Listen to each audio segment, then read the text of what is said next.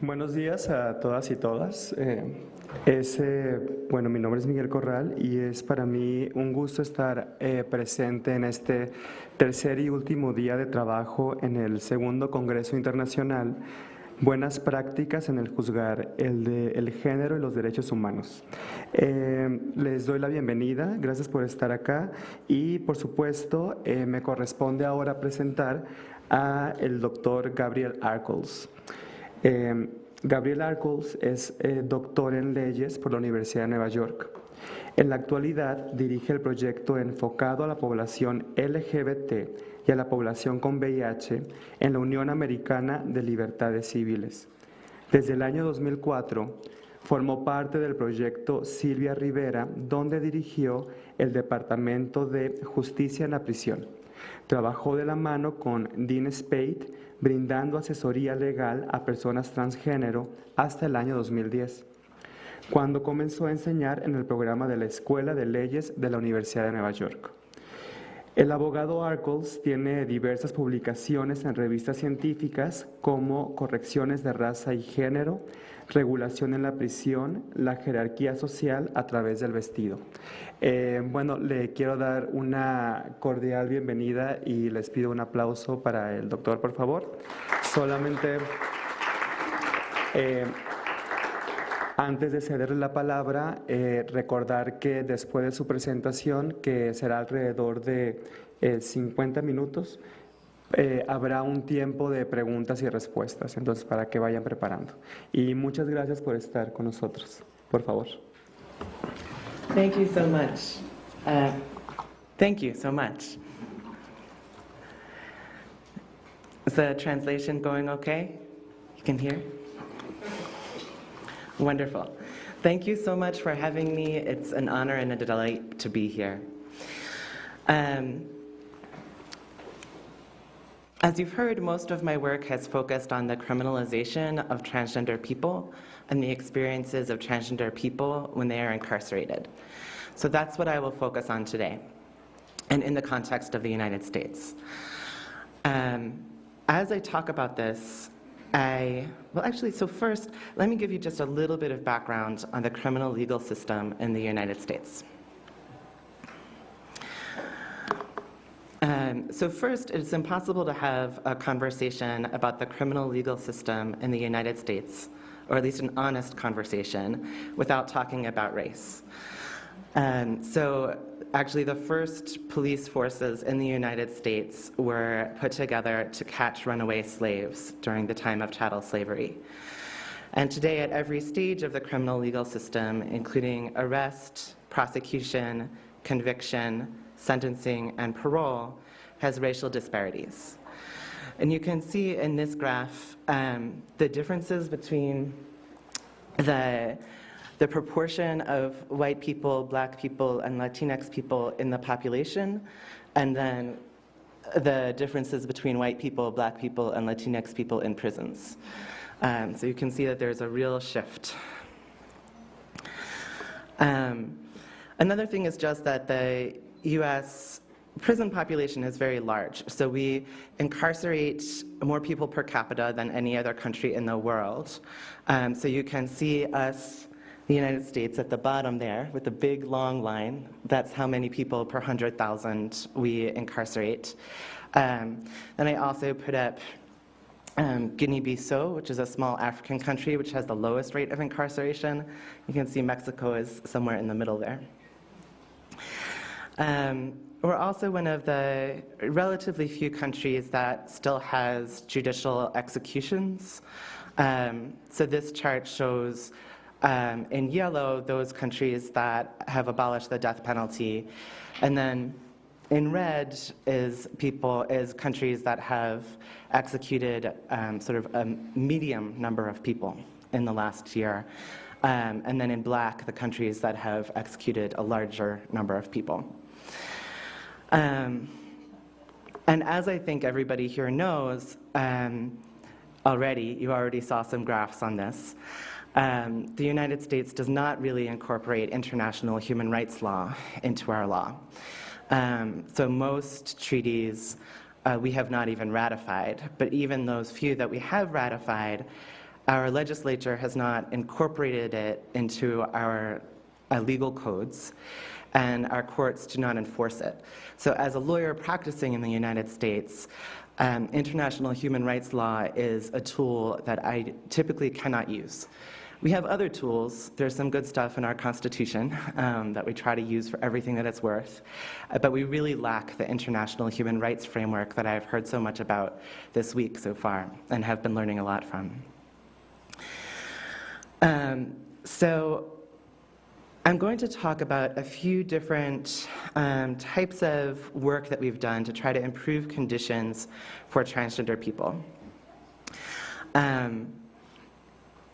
And in the course of talking about these examples, I want to make three main points.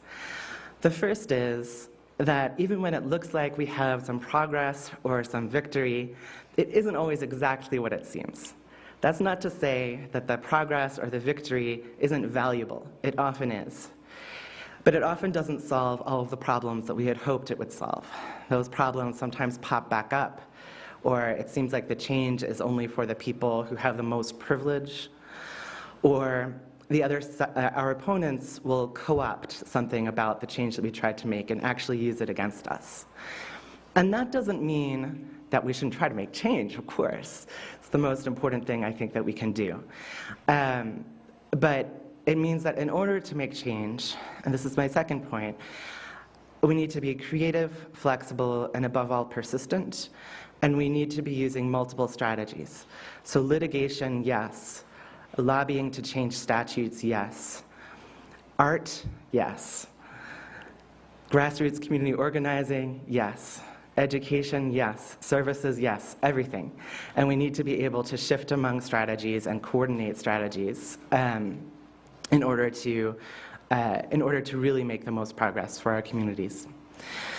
And the third is that we are really in this struggle together. And by this, I mean that often we talk about women's rights, trans rights, gay rights separately. But they are not separate struggles that should be supporting one another. They are actually the same struggle. It is the same system of sexism, of patriarchy, of a coercive gender binary that is harming people in all of these groups. And there is no way that we can win unless we win for everyone, right? Okay, so one of the first examples I'm going to talk about is the history of criminalizing people for cross-dressing in the United States. So we have a very long history of arresting people for impersonating a man or impersonating a woman or for cross-dressing. These are images of some of the people who we have sort of the earliest records of these arrests for. They were in the 1800s.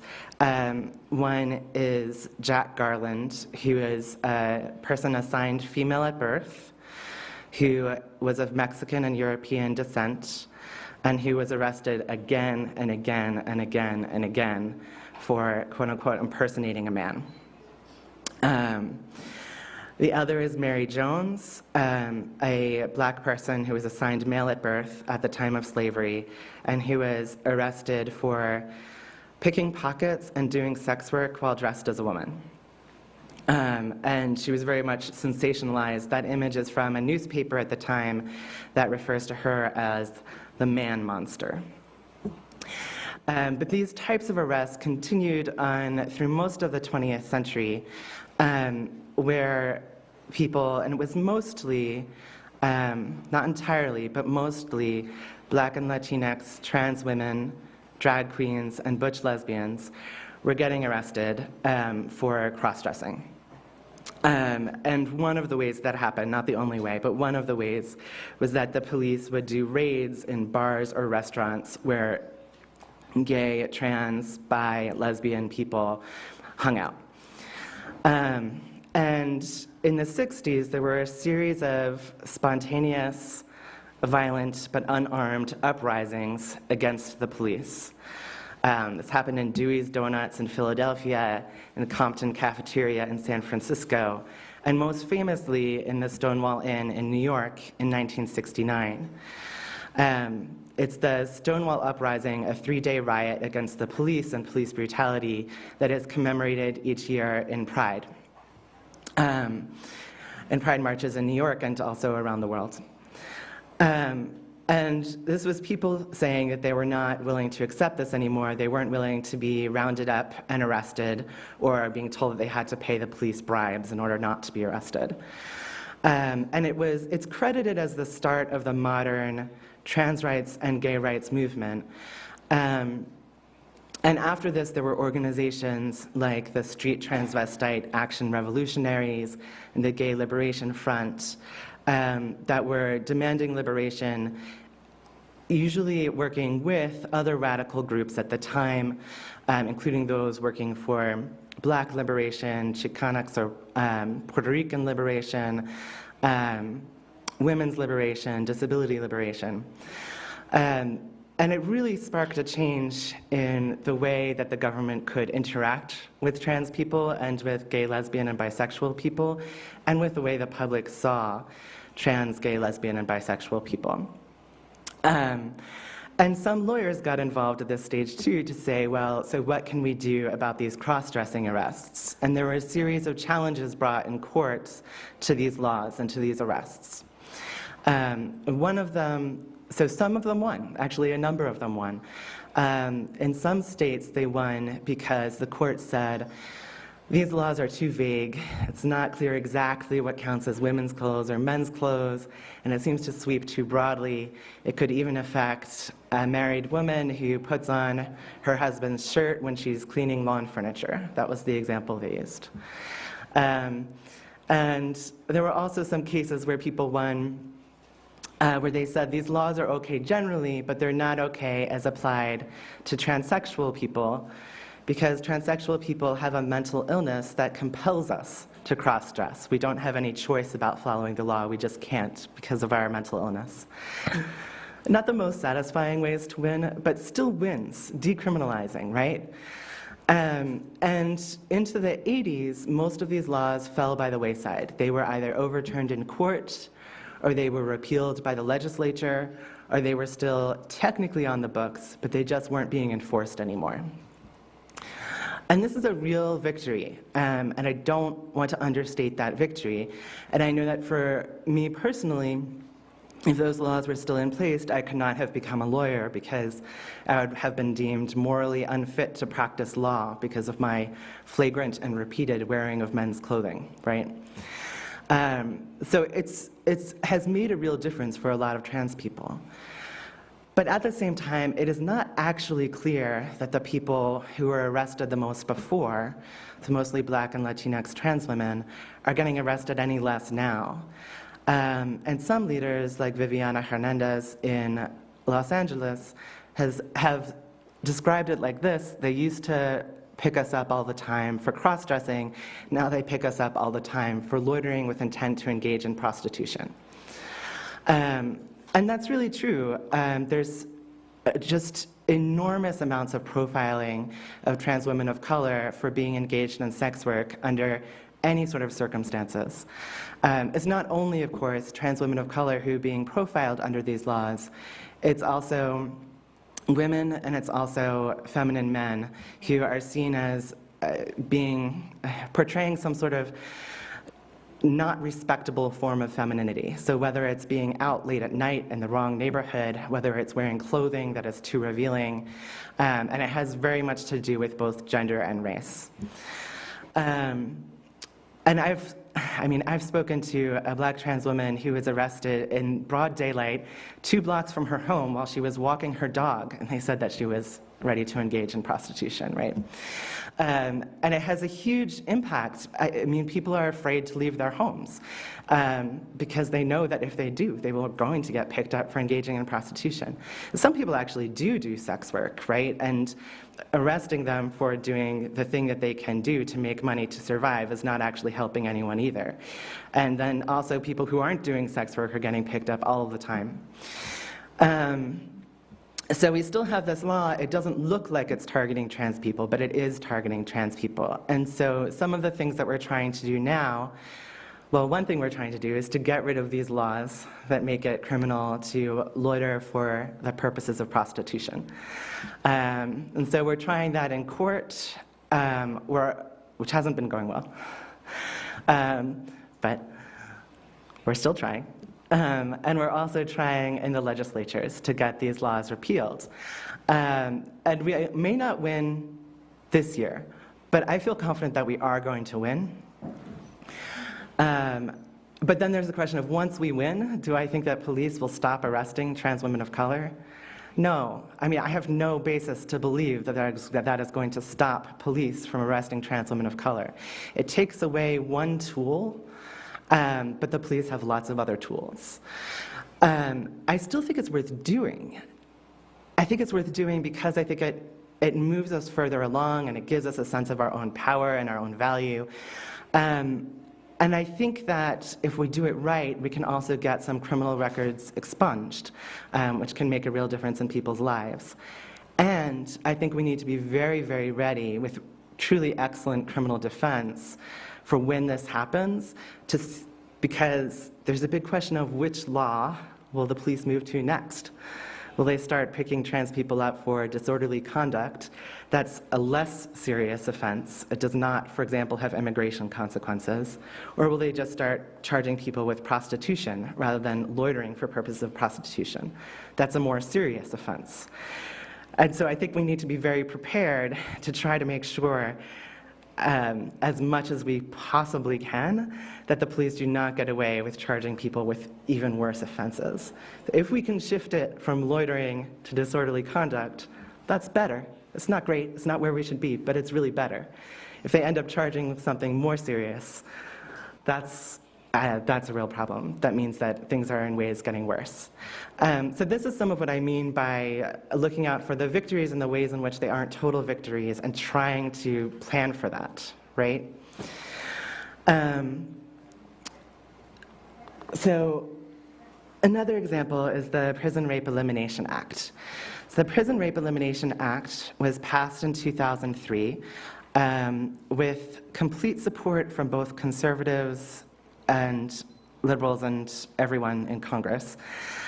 And it seems like it should be a great tool for trans people because sexual violence against trans people in prison is extraordinarily common. And so I and many other advocates got involved in shaping the regulations that would implement this law. And I won't talk about all of it. The regulations are many hundreds of pages. Don't worry, I won't get into it all. But there were a few key things that we got in that we thought were good, right? One of them was that we said that transgender people could no longer be segregated just because they were trans. And we got this language in because one thing that we had heard from many, many trans people around the country who were in prison was that they were being placed in solitary confinement just because they were trans, against their will. And people sometimes think that solitary confinement is safer from sexual violence, but actually we were hearing that it was often the opposite. So people might be safer from other prisoners, but guards actually had easier access to people in solitary confinement. And there was really a great deal of sexual violence perpetrated by guards against trans people when they were in isolation. So no segregation just for being trans. Another thing, and this was one that I really fought for, and it's not as good as I wanted it, but it seemed like something, is that prisons aren't supposed to treat consensual sex in the same way that they treat rape. Now you'd think that that would be obvious, but it is not. What the practice has been in prisons is to first to conflate trans, lesbian, gay, or bisexual identity with being sexually active while in prison, and then to conflate being sexually active while in prison with rape. So people are charged under the exact same disciplinary rules if they have raped someone as if they have held hands with somebody consensually. It is all considered sex offenses if you're in prison, which, is deeply upsetting for anybody who cares about that, little thing called consent, right? And so what this was supposed to do is say, PREA, the Prison Rape Elimination Act, is about rape. If you decide that you want to discipline consensual sex, fine, but you can't treat it as if it were rape. In the implementation of the Prison Rape Elimination Act, though, neither of those provisions have worked out in the way that we had hoped they would. So, first, while what we had wanted to achieve was you can't put somebody in solitary confinement against their will simply because they're trans, one way that the Prison Rape Elimination Act has been interpreted is to say that transgender people cannot be voluntarily housed with other transgender people because that counts as a form of segregation. That isn't really what we wanted. And I don't think that, trans prisons would solve the problems of prisons at all. But there are a number of trans people who do say that in a terrible system, it is a little bit safer and a little bit better for them to be housed with other trans people if that's what they choose. But units that voluntarily housed trans people have been under pressure to shut down because of the Prison Rape Elimination Act, which is going in the wrong direction. And then also, the piece about not treating consensual sex like rape has been just disregarded. It hasn't been enforced. And in fact, what we've seen is that the segregation of trans people and gay, lesbian, and bisexual people has continued. And what they do is they will do the exact same thing, essentially, but they will use the Prison Rape Elimination Act to justify it. They will do investigations, assume that anyone who is gay, lesbian, bisexual, or transgender is having sex, assume that any sort of sex is non-consensual, and then place all of them in PREA segregation as sexual predators. And it's very difficult in court to be able to check these practices. The constitutional law on this is not good. It gives prisoners very little rights, and the Prison Rape Elimination Act itself cannot be enforced directly in a court. So we've had a very difficult time in trying to deal with this issue. And in fact, I think that one of the most useful things that people have been doing has not been in the legal realm at all, but has just been building community across prison walls. So having people who are not incarcerated become pen pals with people who are incarcerated. There's a group called Black and Pink that does this, and people say that so when I talk to trans people in prison, they will say that PREA, the Prison Rape Elimination Act overall, has done them more harm than good. But when they talk about having a pen pal, then they talk about not just, having some human contact with somebody who sees them as a real person. And they talk not just about building community and the benefits that come from that, but they also will say that just receiving letters from the outside can sometimes decrease the level of sexual violence that they're experiencing, because guards will see, okay, there's somebody on the outside who cares about this person. So maybe we can't get away with everything that we want to get away with. And some of the images up here are also from, yes, right slide, are also from an art show that this organization did, where they had people who were incarcerated send art. People on the outside paid for that art. It was displayed in a gallery, and there was a way, when you went to the gallery, to send messages to people to the artists. You could send postcards. So it was a way of building community. It was a way of educating people on the outside. It was a way of giving some resources to people on the inside. I think these types of efforts are actually at least as important as the legal reform in this area. Which is not to say that we're not still working on the legal reform. But I think that sometimes, at least in the US, at least among lawyers, we tend to be so focused on the legal strategies that we overlook some of the grassroots strategies that can have even more impact in some ways. How am I for time? You've got about... Great. Okay, so the next thing I wanted to talk a little bit about is HIV criminalization. HIV criminalization is definitely not just a problem in the US, it's an issue here in Mexico and around the world. And this is where people are punished through criminal law usually for some sort of perceived exposure to HIV to another person. So sometimes this can be if you are living with HIV and you have sex with someone and you don't tell them that you're living with HIV before you have sex. This can be if you are convicted of sex work of prostitution-related offenses while you're living with HIV. This can be sometimes even just exposure to bodily fluids, even if there's literally no possibility of transmission. For example, we've had a number of cases where people have been prosecuted for spitting on police officers. Saliva does not transmit HIV.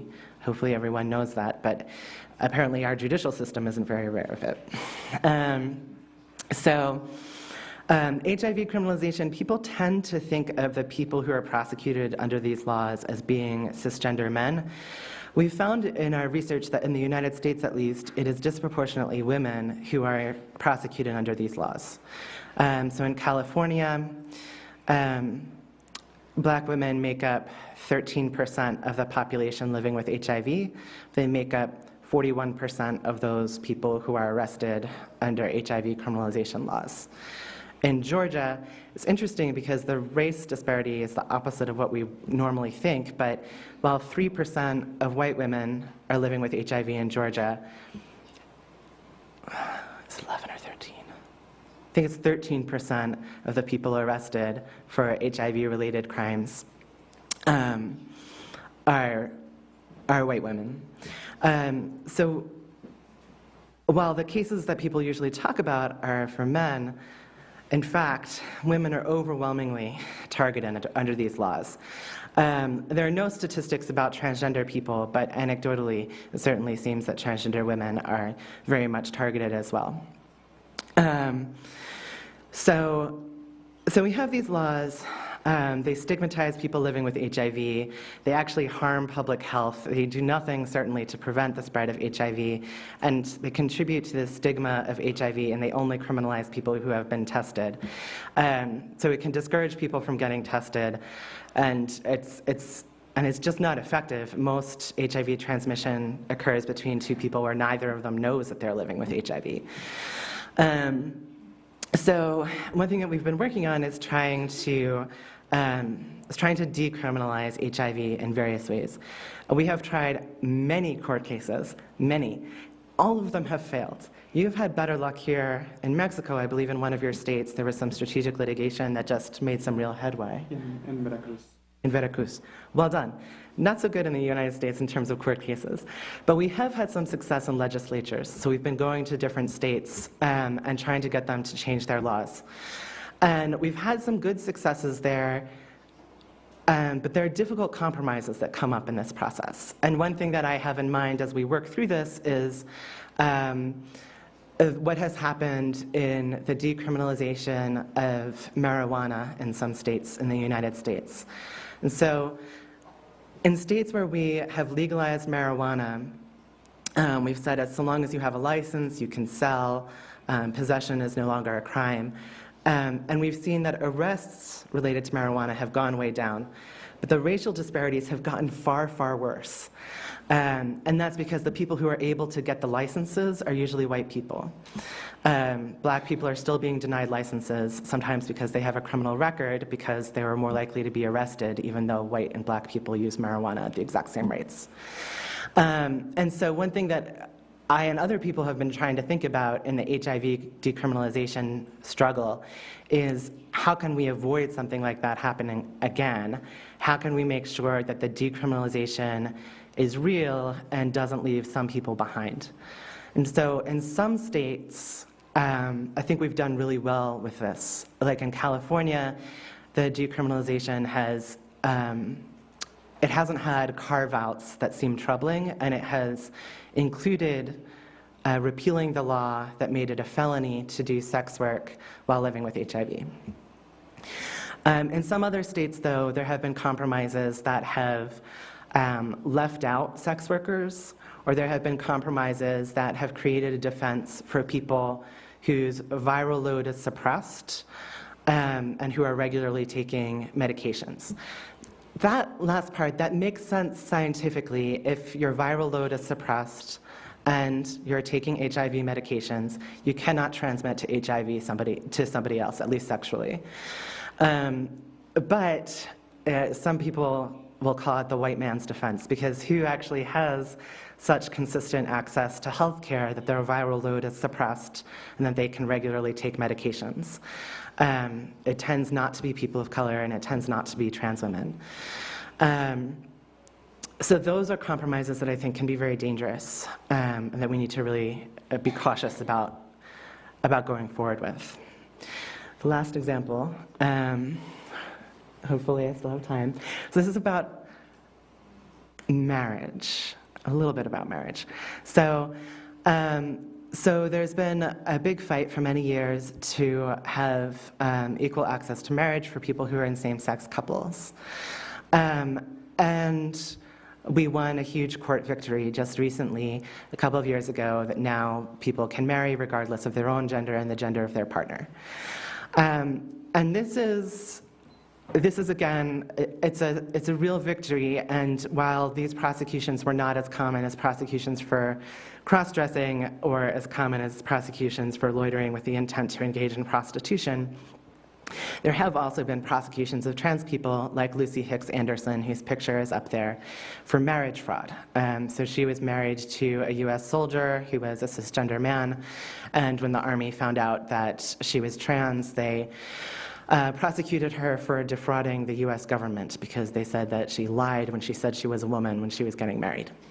So marriage equality, that's a real victory, but there's been a very intense backlash, and the backlash has targeted trans people, especially trans students in schools who want to be able to use the bathroom.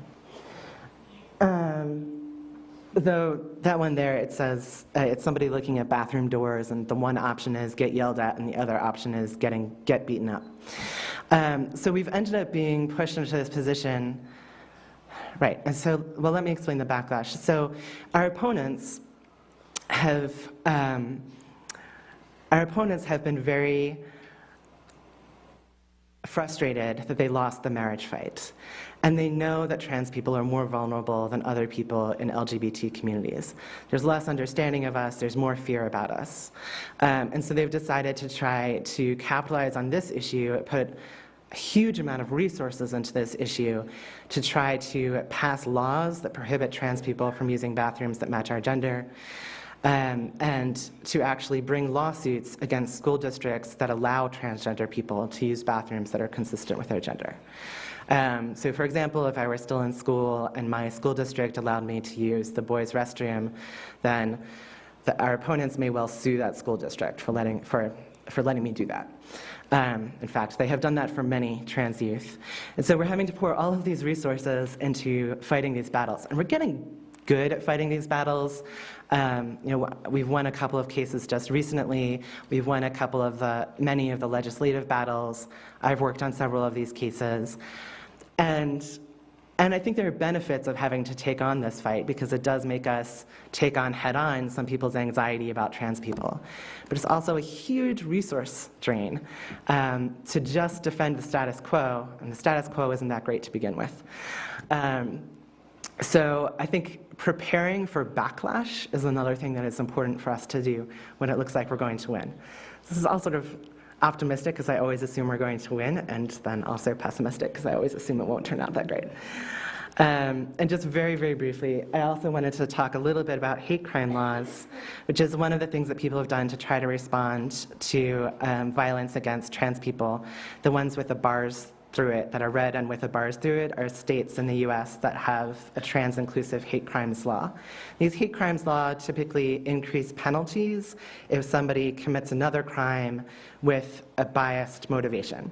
So if somebody punches me in the face, they're charged with assault. If somebody punches me in the face under circumstances where it is very clear that they are targeting me because I am trans or because I'm Muslim or something else, then they get charged with assault with a hate crime and penalty enhancement. So the sentence would be longer. And I'm going to put these two together. But there's also been a tremendous surge in visibility for trans people. And I think people have had an idea that the surge in visibility and the surge in hate crime laws would make people safer. But while it's very difficult to tell, given the sources of data, from what everyone has been able to tell, it seems like, if anything, the murders of trans people, and these are mostly murders of trans women of color, have only been escalating. Every year, with more visibility, more hate crime laws, there have been more murders of trans people.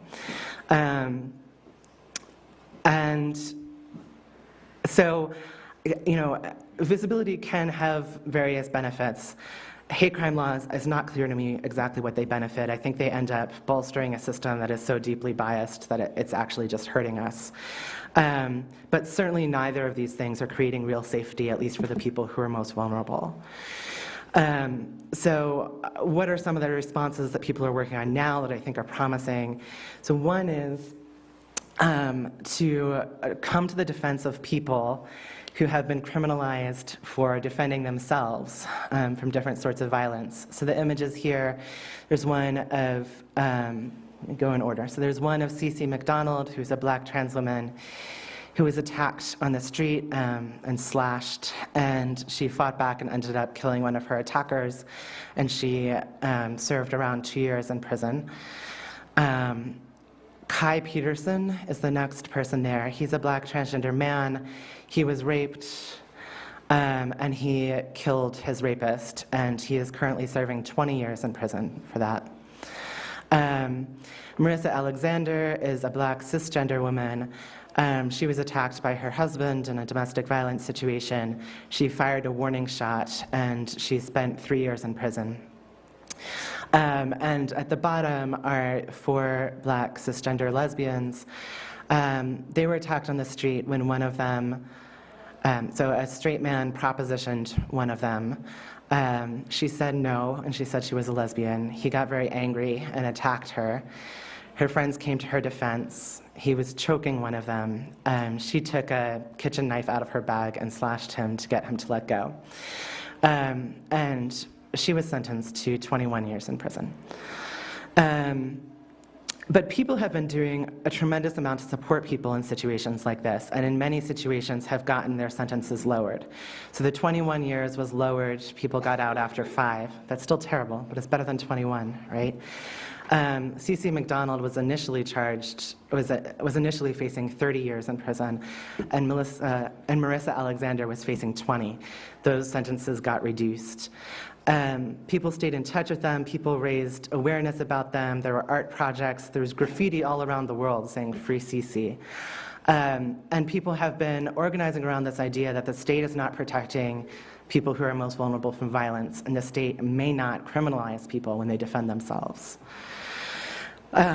There's also been a lot of outcry and resistance when the state itself is guilty of hate crimes, which I would say is in the case of both Victoria Arellano and Roxana Hernandez, who are both died in immigration detention in the United States. They were both living with HIV. They both had pneumonia. Immigration refused to give them treatment. For Roxana, they held her in this notorious cell that is known for freezing temperatures. It's called the ice box. Victoria Arellano, the other people who were detained with her, were organizing and demanding treatment for her, and eventually, finally, pressured them into giving it, but by that point it was too late. So these are cases where the US government has really killed people for being migrants, for being trans, for living with HIV. And we've had congressional hearings, we've had protests, and we're looking into lawsuits to try to fight these sorts of things, the hate crimes that are really done by the government. And then there's just the simple everyday acts of existing as resistance, right? Of being who we are openly and supporting one another. That I think is another form of resistance to this type of violence. And so just to wrap up, I know I'm probably over time, but so just to wrap up, I just wanted to come back to the point that this is one struggle, right? So, for example, if a women's movement were to say, well, Kai Peterson is not a woman, he is a transgender man, so he's not a part of our struggle. We were not going to care about what happened to him. That would be terrible, right? He was perceived as a woman throughout this. He was punished for being raped. We can't have liberation for women if we're allowing that to happen, even if it's happening to a transgender man. If the transgender movement were to say, okay, we're not going to care about what happened to Patrice Johnson, she was the young woman charged with 21 years when she fought back on the street. I mean, what she was doing, while she's somebody who is not trans and who in many ways is conventionally feminine, what she was doing was, among other things, not complying with gender norms, right? Women aren't supposed to be allowed to love other women. Women aren't supposed to be allowed to fight back against sexual violence in the streets. And she did. And if we're not standing up for people in those circumstances, then trans people are doomed, right? And then for gay, lesbian, bisexual people, if gay, lesbian, and bisexual people are not going to stand up for people, like say Monica Jones, who's one of the people who's been profiled as a sex worker, I mean, that is another form of the government saying what sorts of sexuality is and isn't allowed, what sorts of bodies are and aren't deviant. You know, where could the gay, lesbian, bisexual movement be if they're not standing up for people like that, right? And this is true also across race, across migration, across class, that really, you know, at the end of the day, we're all going to rise together, we're all going to fall together. So those are my thoughts, and I'm very happy to have your questions. Thank you.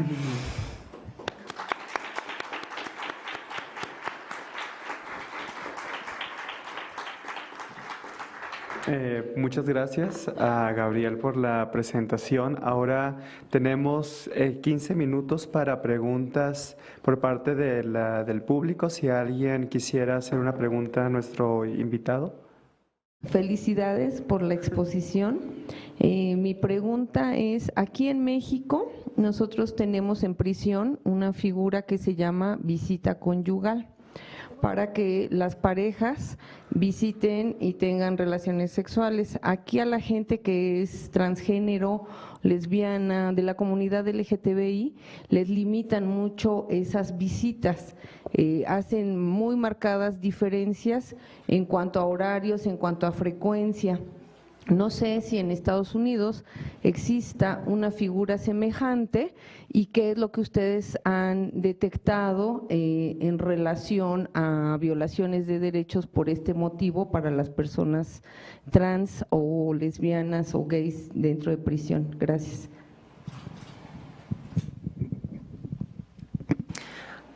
Are we doing multiple questions?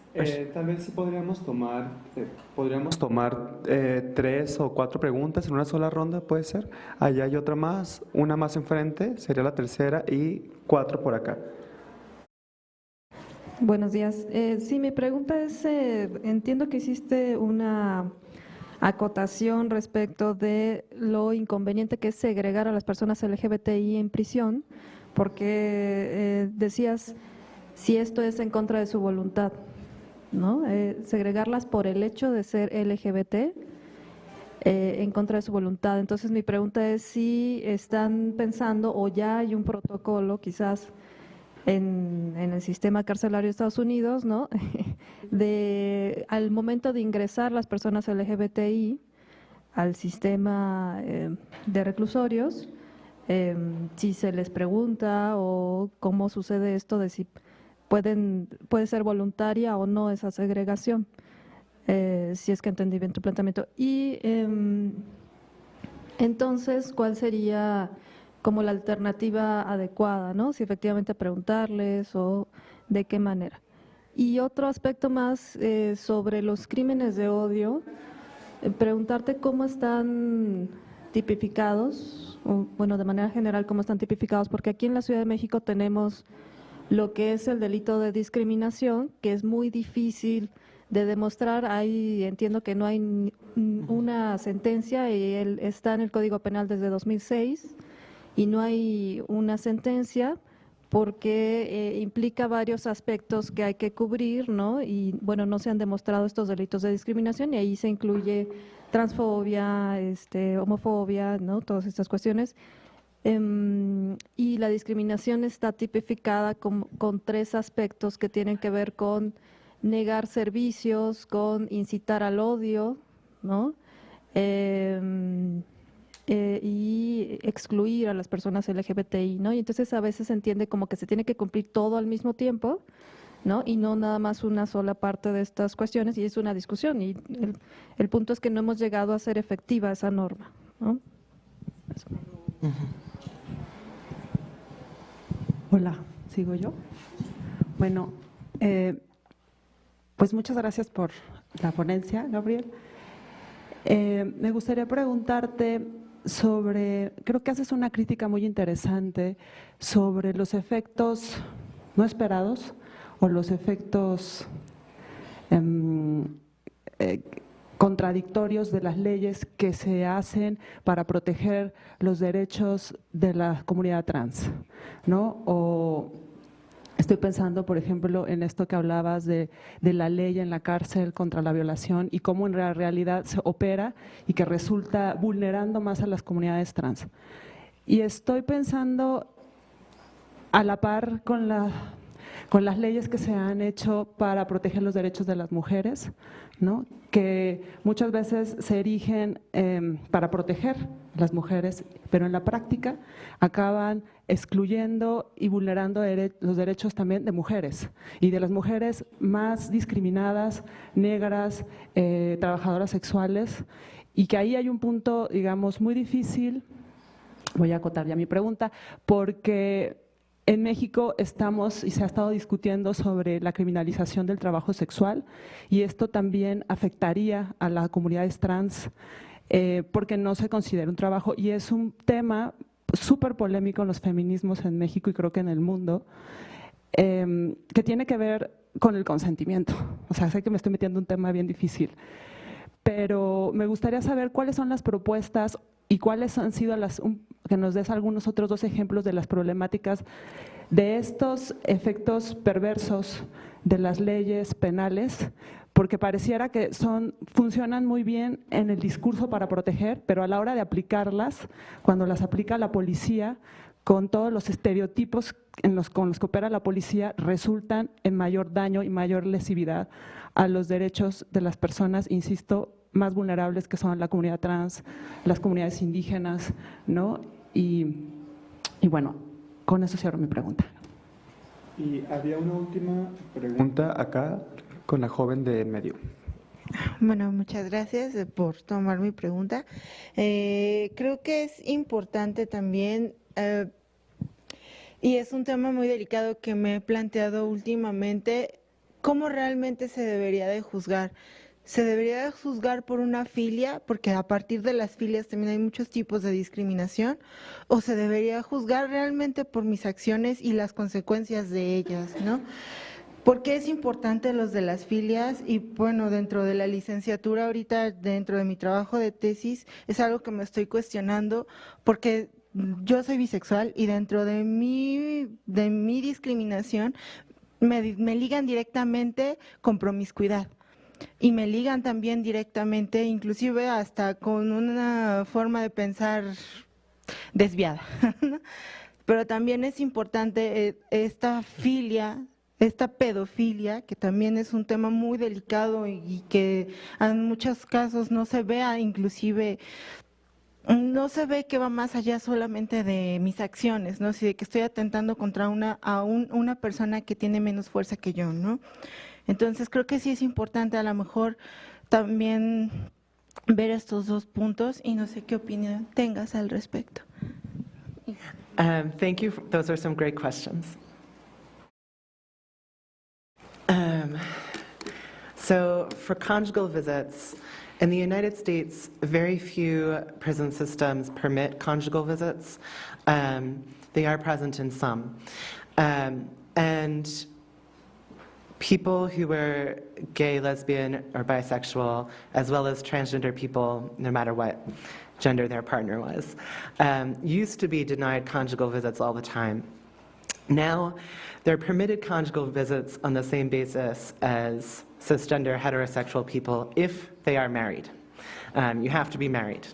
But if you're married, we actually litigated that because there were problems, and now people have equal access to that. the issue is many people aren't married and many people are actually partnered with people who are also in prison. And if you're partnered with somebody who is also in prison, the prisons have complete power to separate you. But yes, it is something where we have had some luck with litigation once we got marriage under control. So for intake protocol in prisons, so yes, actually one thing that was put in place under the Prison Rape Elimination Act is that prisons are supposed to screen people for vulnerability to sexual assault. And so among other things, they do ask people at intake whether they are gay, lesbian, bisexual, transgender, or intersex. And if they are supposed to take that into account to make sure that they have some level of protection from sexual violence. There is no requirement, of course, that they ask people whether they would like to be housed with other trans people. They are supposed to, though, with trans people, when they make the decision about whether to place trans people in a women's prison or a men's prison, they are supposed to be taking into account the person's own assessment of where they will be safest. In practice, that doesn't happen quite like that. We were making some headway, and then under Trump, the federal government just reversed course and said that they are just going to go by genitals, which is contrary to safety. What I think would be best, well, what I really think would be best is that people weren't in prison to begin with, right? But otherwise, I think as much control as we can give people over saying what is actually going to be safest for them is what would be best. So yes, at intake saying, you know, do you think you're going to be safest if you're housed with other trans people? I think that would be a great thing to ask. And there are a few systems that still do that, but they have been pressured to stop doing that because the federal government is interpreting it as a form of segregation. So for hate crimes and crimes of discrimination, so in U.S. criminal law, hate crimes are defined based on the intent, the state of mind, combined with an action that would otherwise be criminal. There are obviously problems with proof. It has been used sometimes effectively, but ironically, it has sometimes been used exactly against the people who it's supposed to protect. So for example, black people have been charged with race-based hate crimes for attacking white people, right? There have actually even been anti-heterosexual hate crimes charged.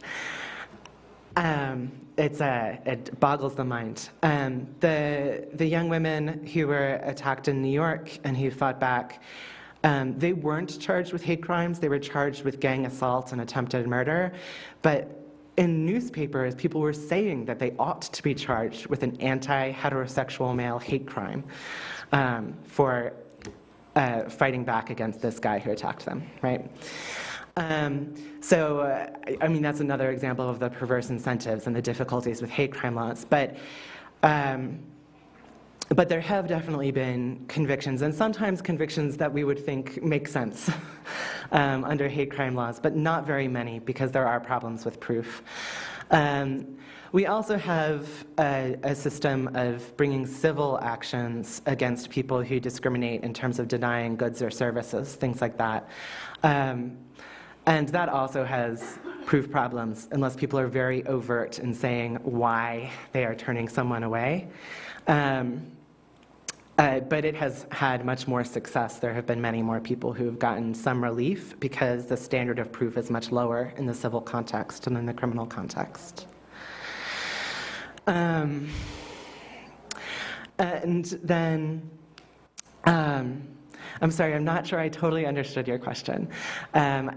Definitely the profiling of bisexual people as promiscuous is a really serious problem, and it's a problem that we see in prisons with people being profiled as engaging in sex all the time, whether or not they're actually having sex just because of who they are. And also there are, of course, differences in power in terms of like as a white transgender person, I can absolutely do things that are harmful to transgender people of color that I have to be aware of. But I'm not sure if any of that actually answers your question, and I'm sorry. Bien, ¿tenemos tiempo para otras dos preguntas? ¿Por alguien había levantado la mano? Acá habían levantado una hace rato y allá atrás una segunda pregunta, por favor. Gracias. Bueno, se ve, bueno, que en un país como Norteamérica, ¿verdad? Que, bueno, supuestamente debería de estar más avanzado en la aceptación, ¿sí? De la diversidad. Bueno, aún tiene muchos tapujos y hay muchos problemas y, bueno, en los crímenes de odio se ve continuamente. Sí, pero entonces, ¿qué papel o qué puede hacer en este caso organismos como la ONU o como los organismos de derechos internacionales al respecto? ¿Y qué tanto estas personas tienen acceso a que si dentro del país no se encuentra la solución a los problemas o digamos una sentencia más, pues ¿cómo podríamos decir? Más legal, de acuerdo a, por ejemplo, lo que se estaba planteando, ¿no? A varias personas que les dieron 20 y tantos años, pues fue por defensa personal, ¿no? Ante ataques. Entonces, bueno, si dentro del país no hay una defensa jurídica, ¿qué tanto se ha hecho o se puede hacer con el derecho internacional? Gracias. Hola, buenos días a todos. Gracias, Gabriel, por compartirnos tu trabajo. Admiro mucho lo que has hecho desde las organizaciones civiles y organizaciones más grandes en donde ahora participas. Y bueno, yo quería preguntarte acerca de, aquí en México, las personas trans, si es una mujer trans, se encuentra dentro de una prisión varonil, y si es un hombre trans, se encuentra dentro de una prisión femenil, ya que esto se decide por su corporalidad. En cambio, yo veo en experiencias como Orange is the New Black, la serie de Netflix, que existe una mujer trans dentro de una prisión femenil. Y quisiera saber si esto pasa en todos los Estados Unidos, solo en algunos estados, o cómo es, o sea, si sí existe, si es real, cómo se llegó a eso y cómo México podría transitar a eso.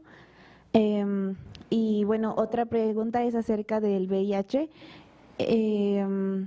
Si nos podrías compartir una experiencia de algún programa que vaya más allá de entregar condones, ¿no? O sea, un programa que tal vez se haya instalado como una política pública que se haya visto un cambio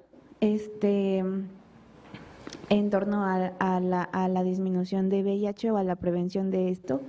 Y entonces, nada más saber si California es el único estado que no criminaliza el VIH o cuáles otros más hay. Y bueno, eso es todo. Hola, gracias por venir aquí.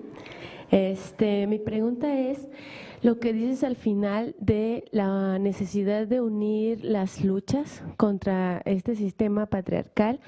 Y mi pregunta es, ¿cuáles son las discusiones que se tienen dentro y entre las organizaciones que defienden diferentes causas? Porque yo he percibido mucho ese tipo de peleas internas entre feministas y veganos, por ejemplo, o grupos queer con lesbianas. Hay contingentes en donde no dejan entrar a mujeres trans.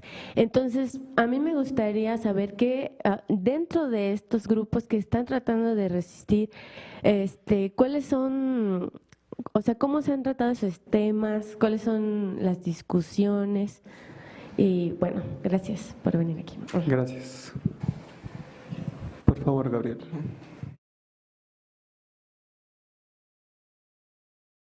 Okay, so for international law, that is a big question for me, and I would actually love to hear other people's ideas about it. In the United States, it's very difficult because we have not bound ourselves to international law for the most part. It is very difficult for us to get any sort of accountability through international law. There have been some things that have been helpful in terms of reports from the UN or statements from the UN about different ways that we are violating human rights. Sometimes domestic advocates will work hard to get the UN to notice those things and say something about those things, and then we will use what the UN has said to try to influence the government, to try to influence the laws. But it is not easy, and it has had some success, but it has not had a great deal of success. And when it comes down to actual accountability or intervention in what we're doing, we have sort of refused opportunities to be held accountable, and there has not been much, I think, really, that the international community has been able to do to fully hold us accountable. I think there should be more. And as I said, that's something I'm eager to learn more about. It's not something that I know enough about. In terms of trans women in women's prisons, so it's still true that most trans women in the U.S. are held in men's prisons. Some are held in women's prisons. It's a little bit scattered, and it's been a little bit better since the Prison Rape Elimination Act came into being. That is one thing that has actually been helpful. And the conversations around that, so it sort of goes also to your question. I mean, it's involved a lot of work between women prisoners advocates and trans prisoner advocates. But I mean, those, and also between cisgender women prisoners and transgender women prisoners. But I think we've had a lot of success with that. Because at the end of the day, I think that we're talking about women, they're all women, and we're talking about women who are very much targeted for sexual violence, and we're talking about ways of reducing that harm, and that's something that I think all of those groups can really get on board with. So we've had success, I think, with getting the advocates on the same page, which makes it easier then to influence the decision makers. But there are still problems, and I think one thing that is frustrating to all of us in this work is that women's prisons, at least in the US, are perceived as sort of kinder, gentler prisons, that they really aren't that bad. Men's prisons are the really bad ones. But there are a lot of problems in women's prisons, and there are higher rates of sexual violence in general in women's prisons than in men's prisons. Guards are a problem. I mean, there's also prisoner-on-prisoner violence, even if, like, women-on-women violence does happen. That's a thing in the world. And also the guards do a lot of sexual exploitation with their power. So I wouldn't want anyone to think that it's like a solution to trans women's problems to place them in women's prisons. But absolutely, if that's going to be safer for somebody, then that should be a possibility. There was a case in Texas where some trans women were in a federal prison with cisgender women, and a couple of the cisgender women who were evangelical Christians said that it infringed on their rights of privacy to have transgender women in the prison with them.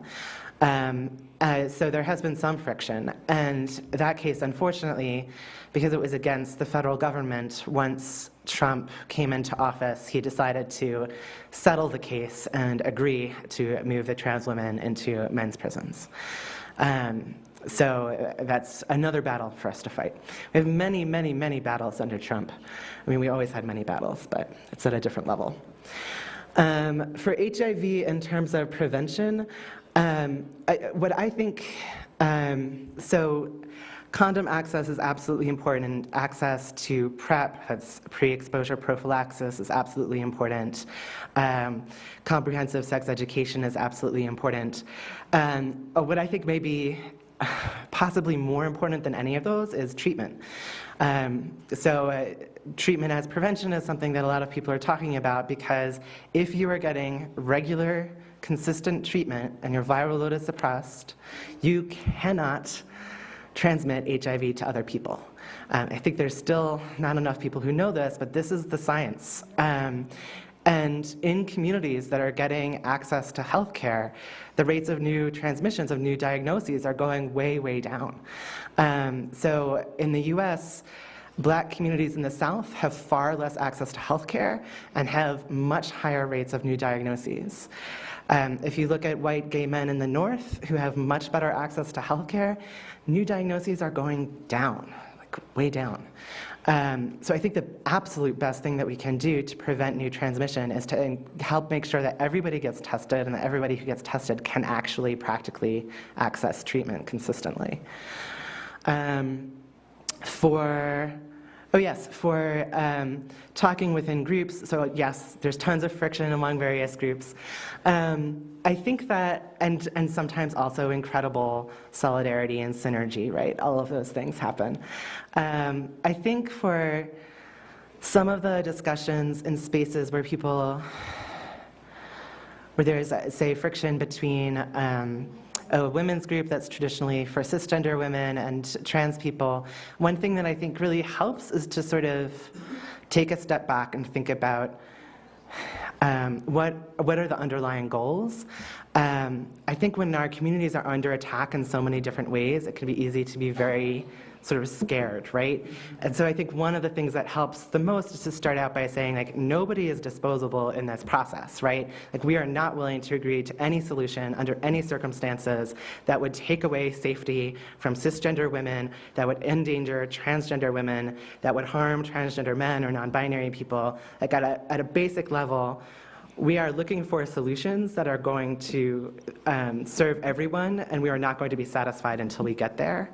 And then say, you know, if there's some particular space that has been reserved to cisgender women in the past, say, so, you know, what is the purpose of this space? Is the purpose, you know, we want to have a community of people who can talk about the experience of being subject to sexism. So if that's the purpose, then it does make sense to include trans people who also experience sexism. If there's a purpose that's around safety, then I think there need to be questions raised about, like, what safety really looks like and why do we think that trans people might be a threat to safety? Usually not. Or, I mean, trans people are no more a threat to safety than anybody else, right? If there are concerns, like, we really want to have a conversation that's specifically about abortion, and we want to talk among people who are directly impacted by the need to access abortion, then okay, so maybe for that conversation you would want to include trans men but not trans women, because trans men can become pregnant and trans women cannot. If you want to have a conversation that's specifically about the experience of being a woman in the world, then maybe for that conversation you include trans women but you don't include men because they're not women, right? So I mean, I think there's a variety of solutions, but I think the most important thing is to just try to lower our defenses enough to say what we're really worried about, and to start from a place of, you know, we're fighting for everybody, right? So those are my best thoughts, but of course there are tons of things that we could talk about.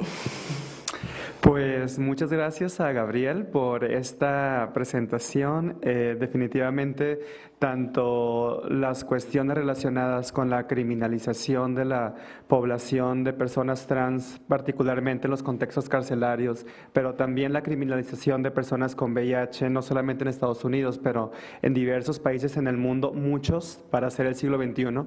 Y bueno, también las cuestiones relacionadas con el matrimonio, una lucha legítima, por supuesto, de las minorías o de la diversidad sexual, que sin embargo puede llegar a callar o opacar de alguna forma otras luchas. Bueno, son temas que no solamente impactan a la comunidad de la diversidad sexual en Estados Unidos, pero que también tienen su rebote, digamos, acá en México. Y pues nada, solamente agradecer a Gabriel Arkell el que esté acá con nosotros. Les pido por favor un aplauso para despedirle.